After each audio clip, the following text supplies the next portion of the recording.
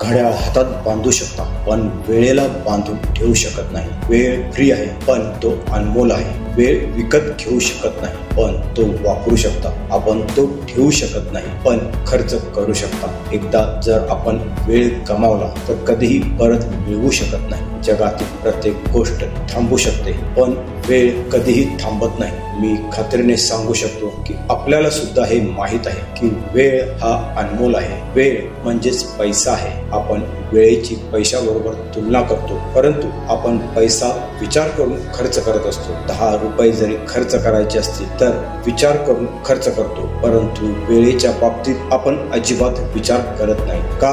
आपल्याकडे वेळ भरपूर आहे म्हणून. माझ्याकडे तास आहे, दिवस आहे, आठवडे, महिने, वर्ष आहे, आयुष्य पडलेले आहे असे म्हणत वेळेला महत्त्व देत नसाल, वेळ वाया घालवत असाल आणि पैसे कमी आहेत म्हणून पैशाला महत्त्व देत असाल तर आपण मोठी चूक करत आहात. वेळ पैशापेक्षा महत्त्वाचा आहे. आपण वेळेचा योग्य वापर करून पैसा कमवू शकता, परंतु पैशाचा वापर करून वेळ कधीही विकत घेऊ शकत नाही. आपण गमावलेला प्रत्येक पैसा परत मिळवू शकता, परंतु केलेली वेळ पैशाने विकत घेऊ शकत नाही. पत्त्याच्या खेळात प्रत्येक खेळाडूला जसे समान पत्ते वाटले जातात, तसे आयुष्याच्या खेळात प्रत्येक व्यक्तीला दिवसात 24 तास दिलेले आहेत. वेळ सगळ्यांना एकसारखा दिलेला आहे. महत्वाचं हे आहे की कोण याचा कसा व्यवस्थित उपयोग करतो. प्रत्येक महान व्यक्ती आपल्या वेळेचा योग्य वापर करत असतो. प्रत्येक पक्षी, प्राणी सुद्धा उन्हाळ्यात कष्ट करून